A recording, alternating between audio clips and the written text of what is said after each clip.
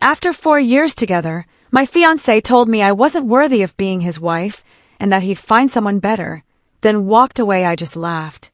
Now his new girlfriend has married someone else, and he's begging me to take him back, but the only one reading his desperate messages is my husband. Let me rewind. I was with Elliot for just over 4 years. The first couple of years were nothing short of amazing. We moved in together after about 18 months. My parents weren't exactly thrilled. They're a bit traditional, but hey, it's the 21st century. It felt right. We were in sync in a way I'd never experienced before. We had the same taste in everything. We binged the same shows, loved trying new local restaurants, and could talk for hours about the most random, inconsequential stuff. He had this way of making me feel seen. He'd surprise me with little things, a coffee waiting on the nightstand when I woke up, or sending me a TikTok during the workday that reminded him of me. It was just normal couple stuff, but it accumulated into this profound feeling that I had finally found my person. My other half. When he proposed on our 3rd anniversary, I was beyond excited. It was a quiet moment at the lake where we'd had our first date. The ring wasn't huge, which was perfectly fine with me. It was elegant and felt like us. I posted the obligatory ring picture on Instagram, called my mom crying happy tears, and immediately started planning our wedding for the following summer.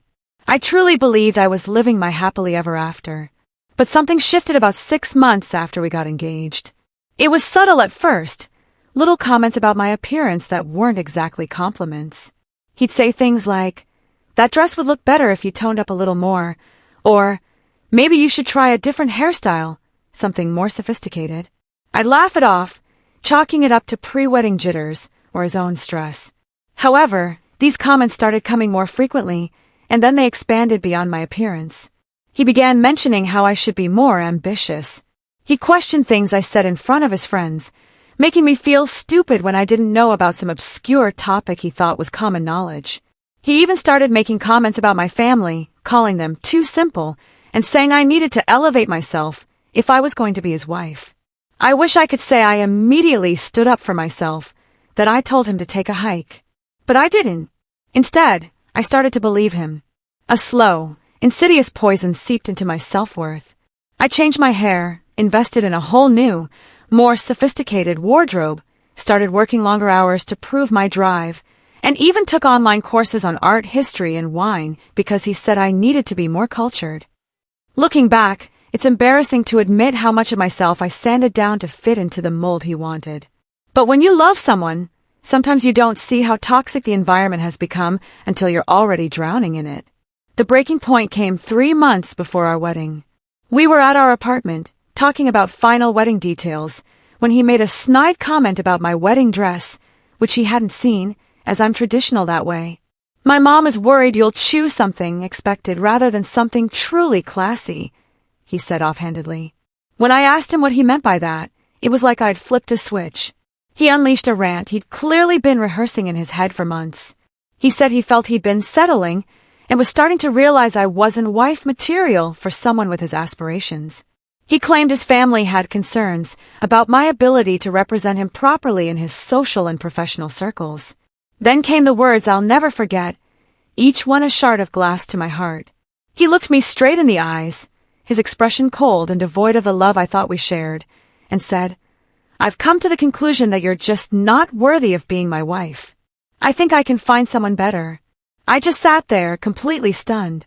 For years of shared life, of inside jokes and planned futures, and that's what he thought of me? That I wasn't worthy? Who even says that to someone they supposedly love? I didn't cry.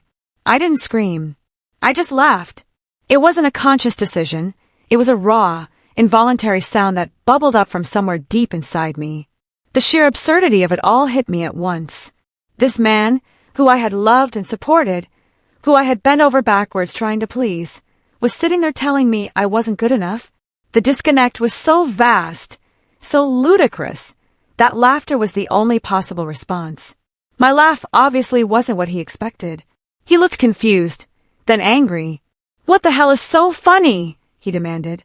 I shook my head, the laughter dying in my throat, replaced by a cold, clear certainty. "You're right," I told him, my voice surprisingly steady. "We shouldn't get married, but not because I'm not worthy. It's because I deserve infinitely better than someone who makes me feel like I'm never enough. I grabbed my purse, walked out of the apartment that was supposed to be our home, and went straight to my best friend Monica's place.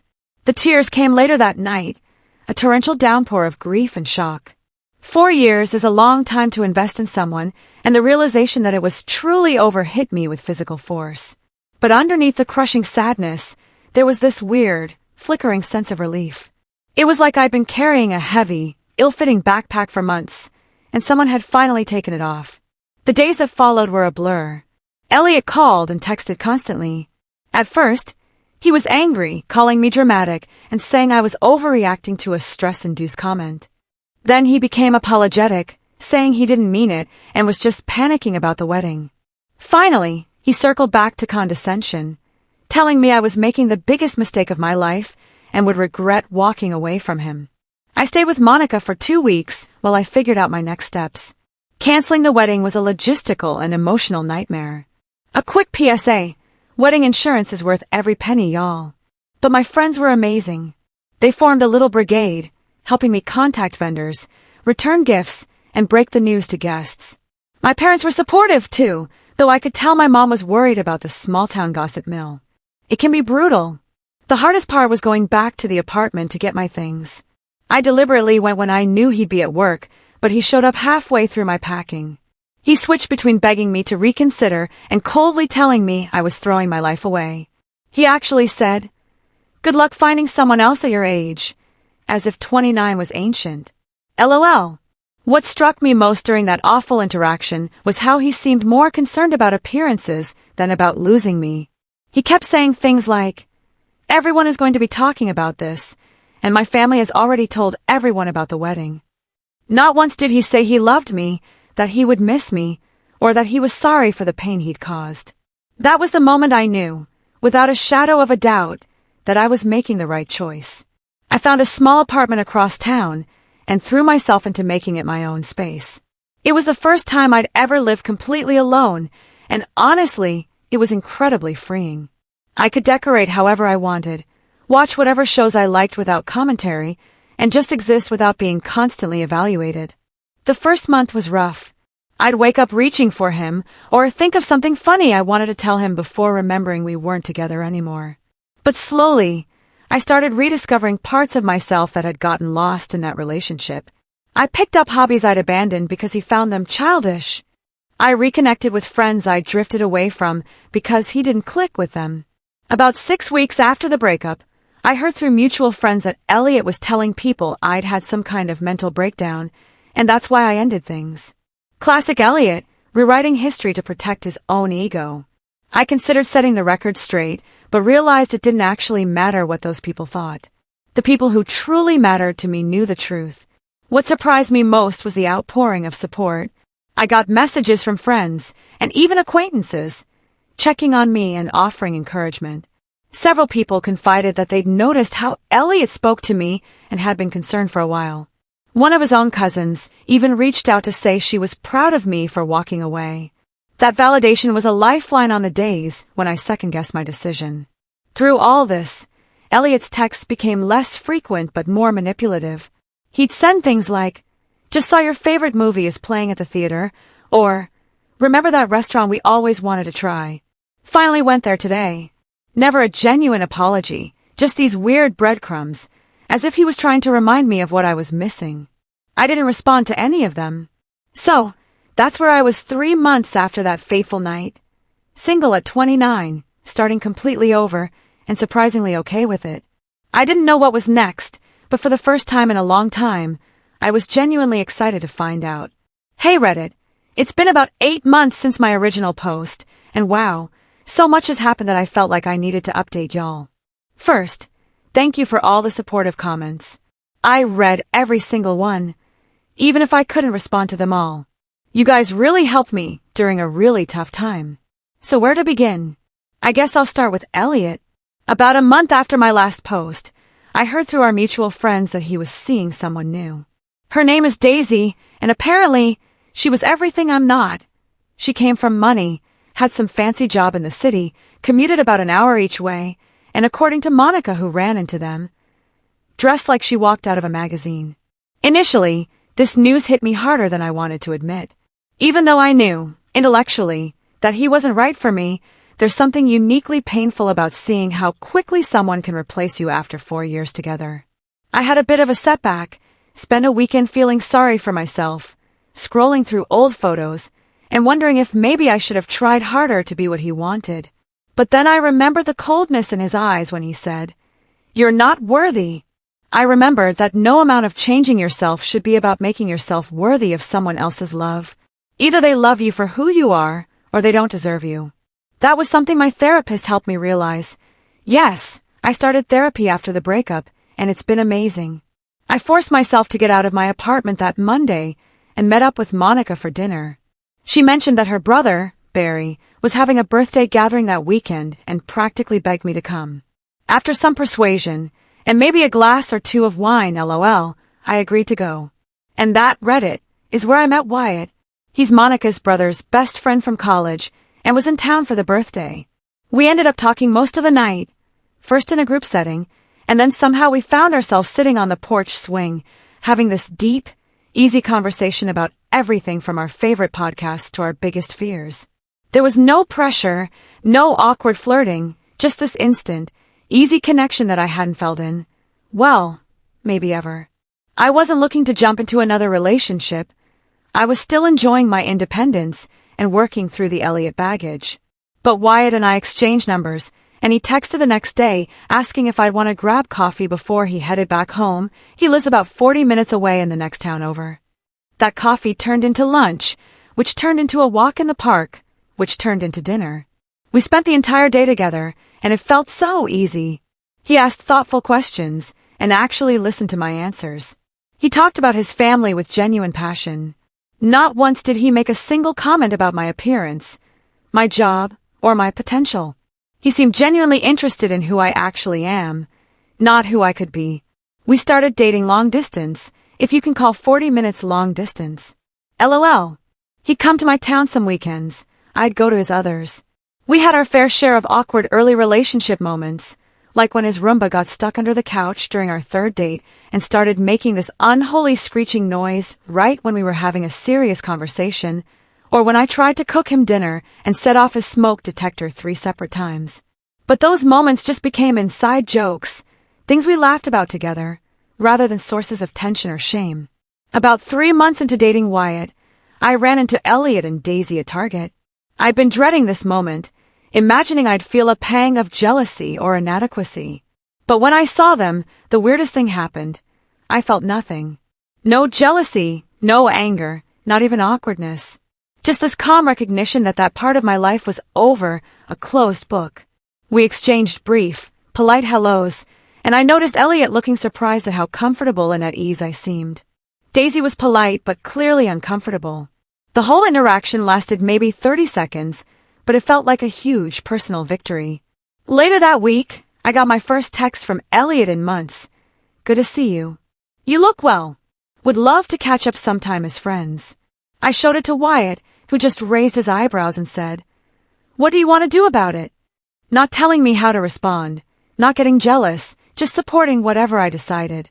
I chose not to respond. Some doors are better left closed. As for Wyatt and me, things progressed naturally.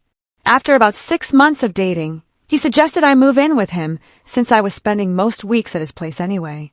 His house is older but has so much character, and he'd been renovating it himself, room by room. The idea of leaving my little apartment, my safe haven, was scary, but it also felt right. Moving in together was an adjustment, isn't it always? We had to figure out where all my stuff would go in a house that was already fully furnished. We had different ideas about temperature settings. I'm always cold, he's always hot. He leaves his shoes in the middle of the hallway. I leave cabinets open after taking something out. But instead of these differences causing friction, like they did with Elliot, they just seemed to balance us out. We were a team, figuring life out together. Through Monica, who remains an excellent source of small-town intelligence, I heard that Elliot and Daisy were getting serious. Apparently, he took her to meet his parents, which was something he and I didn't do until almost 2 years into our relationship. I was surprised by how little this bothered me. If anything, I felt a little sorry for Daisy, wondering if she was experiencing the same subtle put-downs that had eroded my self-esteem. About a month after I moved in with Wyatt, the texts from Elliot started again. Nothing inappropriate, just persistent. How have you been? Heard you moved. Hope all is well. Remember that band we saw together? They're coming back to town. Each time, I either didn't respond or kept my replies brief and neutral. I didn't tell Wyatt about every message because they seemed so insignificant, but I didn't hide them either. Then came the day Elliot called instead of texting. I was cooking dinner with Wyatt when my phone rang, and I could see it was him. I showed Wyatt the screen, feeling suddenly anxious. You can answer if you want, he said, giving me space to make my own decision. I declined the call, but Elliot left a voicemail asking if we could meet up because he had some things he wanted to say in person. After discussing it with Wyatt, I decided to text Elliot back, saying I was happy in my current relationship and didn't think meeting up was a good idea. His response came quickly. I understand. I just wanted to apologize properly for how things ended. I said things I didn't mean. Too little, too late, but at least it was something. I thanked him for the apology and left it at that. Life went on. Wyatt and I settled into a routine that never felt routine. We explored new restaurants, took spontaneous weekend trips, had game nights with friends. We talked about future plans casually, nothing pressured, just possibilities. And then, 6 months after I moved in, Wyatt proposed. It wasn't a grand gesture. We were having a picnic at a lake, not the same one, thankfully, and he simply said he couldn't imagine his life without me. The ring was perfect, a vintage sapphire that had belonged to his grandmother. I cried, I laughed, and I said yes without a moment's hesitation. That evening, as we celebrated with champagne on our porch, my phone lit up with a text from Elliot. Heard about your engagement. Didn't realize things were that serious. Hope you're not rushing into anything you'll regret. I showed Wyatt, who just shook his head and said, Some people never change, do they? We decided the best response was no response, and I blocked Elliot's number that night. Whatever weird game he was playing, I was done being a participant. The next day, we shared the news on Facebook because it's not official until it's Facebook official, right? LOL. The outpouring of love was overwhelming in the best way. Among the comments was one from Monica that made me laugh out loud. From not worthy to worthy of the best man I know in less than a year. That's what I call an upgrade. I should probably have been embarrassed that she referenced my breakup so publicly, but honestly, it felt like a perfect summary of my journey. We set our wedding date for 6 months out, nothing extravagant, just a small ceremony with the people who mattered most to us. That was next month at the time of my last update, and I was feeling nothing but excitement. No anxiety, no second thoughts, just certainty. Oh, and the cherry on top? Through the small-town grapevine, I heard that Daisy had broken up with Elliot. Apparently, she reconnected with an old flame and realized she had settled for Elliot. The irony was not lost on me. So, that was my update. From being told I wasn't worthy to finding someone who made me feel valued every single day. Sometimes the worst endings really do lead to the best beginnings. Hey Reddit, it's been a while, almost 6 months since my last update, and I'm back with more tea to spill. Life has been an absolute whirlwind, and honestly, I wasn't planning on posting again, but the latest developments are too wild not to share. So where did I leave off? Right. Wyatt and I were engaged, and we'd set our wedding date. Wedding planning this time around was so different. With Elliot, everything had been about impressing his family and friends. With Wyatt, we just focused on what would make us happy. A small ceremony, close friends and family, nothing extravagant but everything meaningful. There were no debates about whether the napkins were the right shade of blue or if my dress was sophisticated enough. Gah, I still can't believe I put up with that.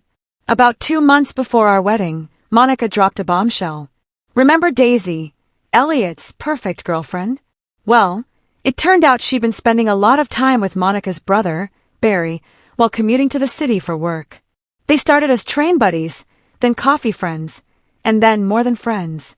She broke things off with Elliot rather suddenly, and he was apparently devastated. I wish I could say I felt bad for him, but karma comes for us all eventually. LOL. According to Monica, he was telling everyone who would listen that Daisy had blindsided him and that he didn't deserve his kind of treatment. Sound familiar? In the weeks leading up to the wedding, I started getting more messages from Elliot. I'd blocked his number after my engagement, but he started messaging me on Instagram.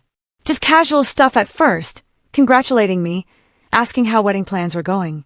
I ignored most, but occasionally sent a brief, polite thanks. Then the messages got more personal. I've been thinking about us a lot lately, and I realize now I made a huge mistake. Can we talk? Just for closure. I'd like to apologize in person for how I treated you.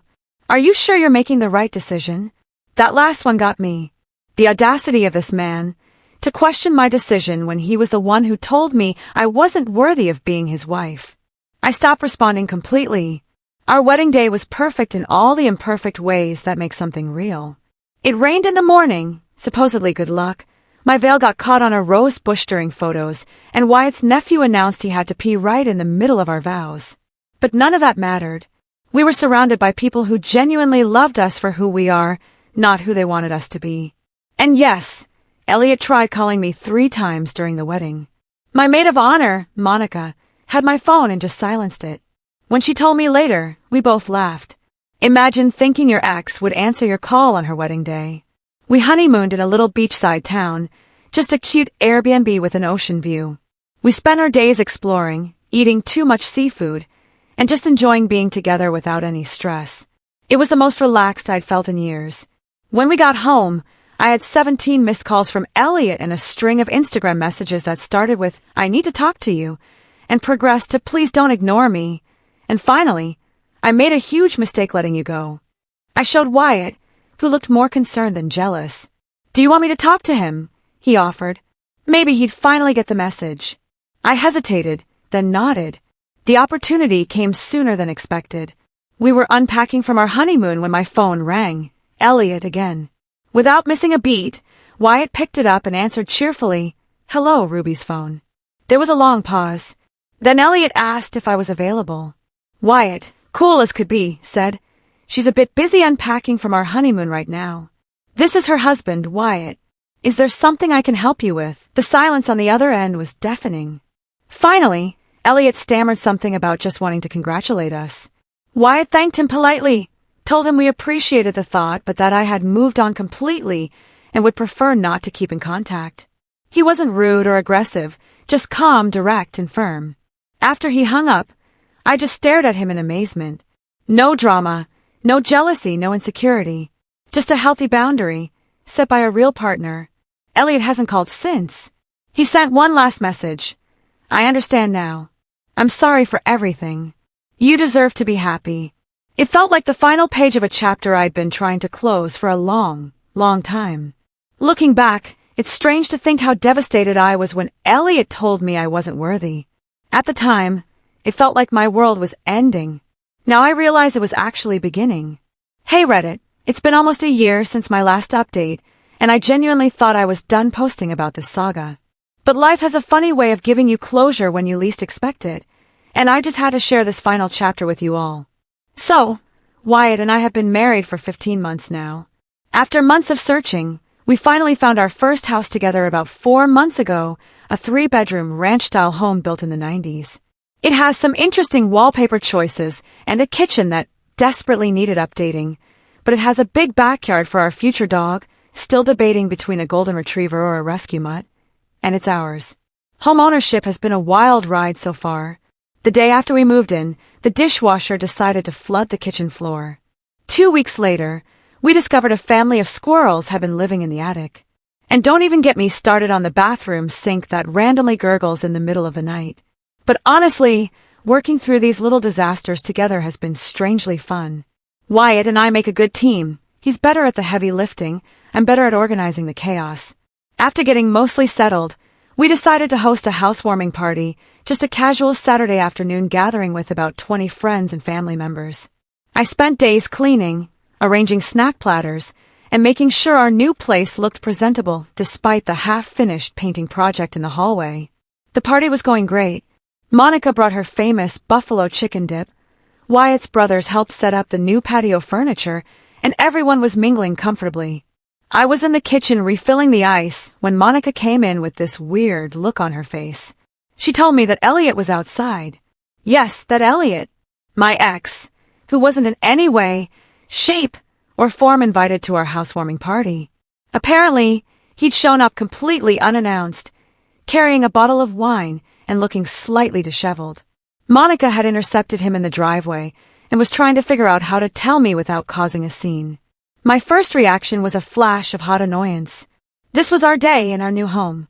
The fact that he thought he could just show up after everything was unbelievable. But then I took a deep breath and realized I wasn't even nervous. That familiar knot in my stomach was completely gone. I told Monica to let him in. It seemed easier than creating drama by turning him away, and went to find Wyatt, who was showing his dad the garage storage system he'd installed. When I explained the situation, Wyatt just raised his eyebrows and asked, "What do you want to do?" Again, no jealousy, no territorial nonsense, just support. Have I mentioned how much I love this man? We decided to greet Elliot together, keeping things civil but not overly friendly. When we walked outside, he was standing awkwardly by the snack table, looking completely out of place. He'd clearly had a few drinks before arriving. Not sloppy drunk, but definitely loosened up.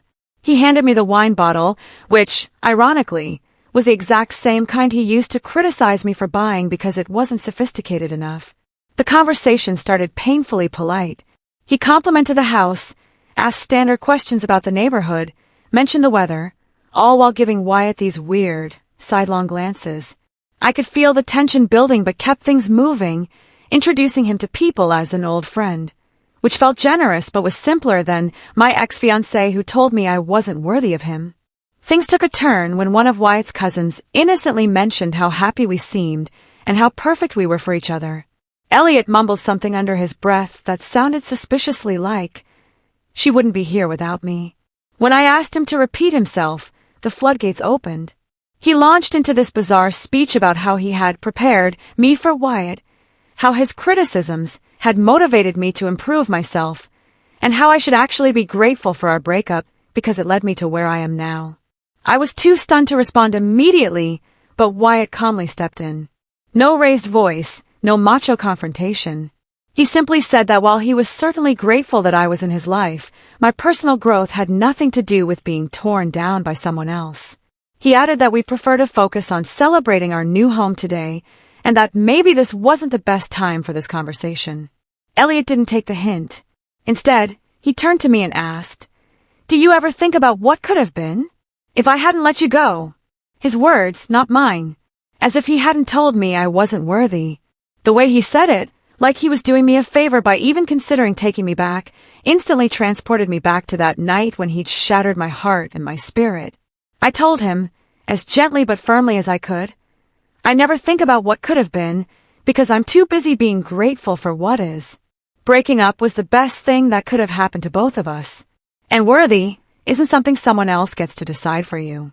It's something you realize about yourself. The look on his face was complicated. Surprise, confusion, maybe even a flash of regret. For a moment, I thought he might actually understand. But then he looked around at our friends, our home, our life, and something shifted in his expression. He muttered something about how I'd changed, like that was a bad thing, and that I didn't used to be this cold. Before I could respond, Monica stepped in with perfect timing. She mentioned that she'd run into Daisy and Barry last weekend at the farmer's market. Apparently, they're expecting their first baby in the summer and just bought a house across town. She showed us all a picture on her phone, and they looked genuinely, radiantly happy. Watching Elliot's face as he processed this information was like watching someone solve a difficult math problem in a language they don't understand. He seemed genuinely shocked that Daisy had moved on so completely. When Monica casually added that Daisy had told her the relationship with Elliot had been a learning experience, I thought he might actually explode. Instead, he drained his drink, mumbled something about having another commitment, and headed for the door. Wyatt, ever the gentleman, walked him out while I stayed behind with Monica, both of us trying not to make eye contact until he was gone to avoid bursting into inappropriate laughter. When Wyatt came back, he just shook his head and said Elliot had asked him, man to man, if I was always this stubborn.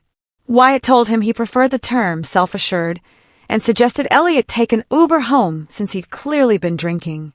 The party continued without further drama, though I noticed a few curious glances and definitely heard some whispered conversations. Small-town life. This will probably be local gossip for at least 3 weeks. LOL.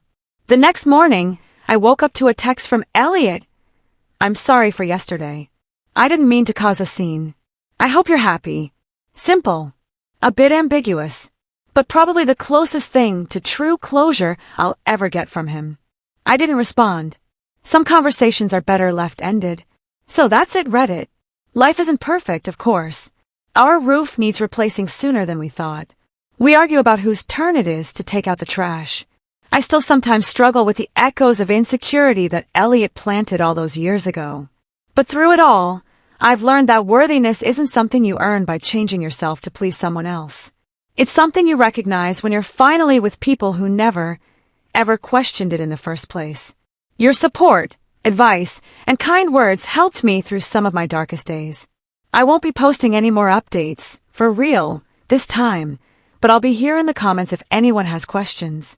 Thanks for reading, and for being a part of my journey from not worthy to wonderfully, completely enough.